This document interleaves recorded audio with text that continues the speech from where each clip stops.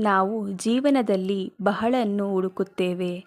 ಹಣ, ಗೌರವ, ಯಶಸ್ಸು. ಆದರೆ ಒಳಗಿನ ಶಾಂತಿ ಇಲ್ಲದಿದ್ದರೆ ಎಲ್ಲವೂ ಅಪೂರ್ಣ.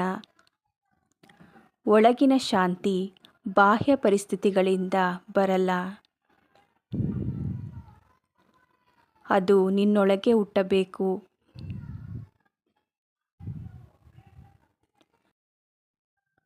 ಎಲ್ಲವನ್ನು ನಿಯಂತ್ರಿಸಬೇಕು ಅನ್ನೋ ಬೇಡಿಕೆ ಬಿಟ್ಟಾಗ ಶಾಂತಿ ಶುರು. ಶಾಂತಿ ಅಂದರೆ ಸಮಸ್ಯೆ ಇಲ್ಲ ಅನ್ನೋದಲ್ಲ, ಸಮಸ್ಯೆಗಳ ಮಧ್ಯೆ ಸ್ಥಿರವಾಗಿರುವುದು. ನಿನ್ನ ಮನಸ್ಸನ್ನು ಎಲ್ಲರ ಕೈಗೂ ಕೊಡಬೇಡ.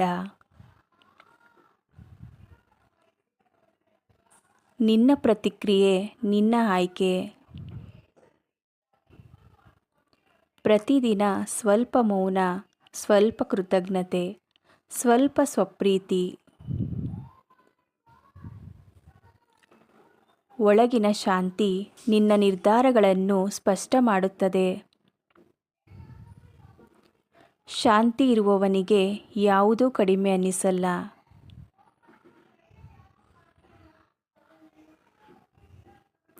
ನೀನು ಹೊರಗೆ ಏನು ಗೆದ್ದರೂ ಒಳಗೆ ಸೋತರೆ ಅದು ಸೋಲು.